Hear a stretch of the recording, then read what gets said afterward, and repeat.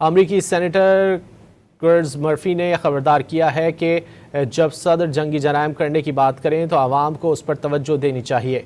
एक मजमून में उन्होंने अमरीकी सदर के बयान को शदीद तनकीद का निशाना बनाया है।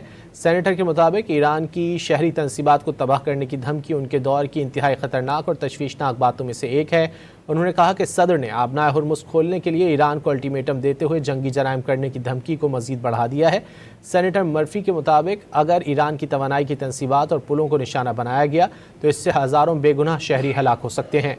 सेनेटर ने मज़ीद कहा कि सदर के इर्द गिर्द मौजूद लोगों को चाहिए कि वो उन्हें ऐसे इक़दाम से रोकें और आवाम को भी इसके खिलाफ आवाज़ उठानी चाहिए।